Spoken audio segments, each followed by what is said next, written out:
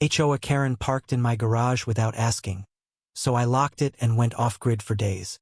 The cul-de-sac on Maplewood Lane was a quiet slice of suburban perfection, manicured lawns, friendly waves, and HOA rules enforced with an iron fist.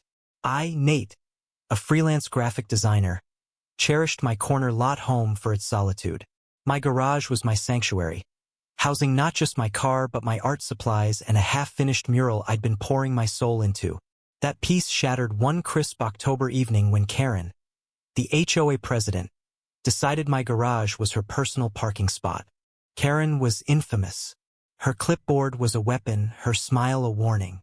She'd fine neighbors for unapproved mailboxes or a single dandelion daring to bloom. When I stepped outside to grab my mail and saw her silver SUV gleaming in my garage, my blood boiled. No call, no note, just her car, smugly occupying my space. I knocked on her door across the street. No answer. I texted her. Straight to voicemail. Rage simmered, but a darker impulse took hold. I padlocked the garage door, left my phone on silent, and drove 3 hours to my buddy's off-grid cabin in the woods. Let her figure it out. For 3 days, I chopped wood, sketched by lantern light, and ignored the world. When I returned, Maplewood Lane was a war zone. Karen's SUV was still locked in my garage, but now my lawn was plastered with flyers. Free Nate's HOA tyranny. Neighbors whispered in clusters. Karen had spun a tale that I'd stolen her car to dodge an HOA fine for my overgrown grass. The audacity stung, but I wasn't expected the twist waiting in my driveway. Enter Gus, the quiet widower who lived next door. Gus, who'd never spoken more than a nod, stood by my mailbox with a wiry frame and eyes like a brewing storm. "Nate," he said, voice low. "Karen's been lying about more than your garage." He handed me a USB drive. Security footage from his porch camera. "Check it." Confused, I plugged it into my laptop. There was Karen, not just parking in my garage but rifling through my art supplies, snapping photos of my Morales satirical jab at the HOA's control. She'd planned to report me for defacing community aesthetics. Gus's footage turned her intrusion personal. I called a neighborhood meeting at the community center. Karen arrived, flanked by her loyalists, her smile sharper than ever. "Nate's a menace," she declared, pointing to my unruly lawn and now this vendetta against my car. The crowd murmured, torn. I stayed calm, projecting Gus's footage on the wall.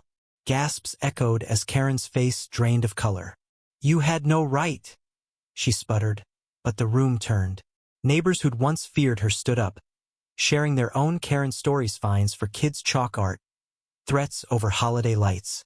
The standoff peaked in my driveway that night. Karen demanded her keys, her voice cracking with fury. I held the padlock, my heart pounding. "You violated my home, Karen. Trust is earned, not demanded." Gus, now a reluctant hero, stepped forward, urging peace. But Karen lunged for the padlock, and in the scuffle, it smashed against the pavement, splitting open. The crowd froze. I tossed her keys to her, but the damage was done. Her SUV's tires were slashed. Not by me but by an unseen hand in the chaos. Suspicion turned inward, neighbor eyeing neighbor. Karen drove away, her car limping down the lane. The HOA dissolved her presidency days later, but the cul-de-sac never healed. Gus moved away, unable to bear the whispers of his role in the footage. I stared at my mural, now defaced with spray paint. Karen's parting shot. Locking her car had felt like justice, but now it tasted like ash. My sanctuary was tainted, my community fractured. I'd won the battle but lost the peace I'd fought for. In the end, Karen's downfall wasn't mend the wounds she'd exposed. Trust, once broken, leaves scars deeper than any padlock can secure.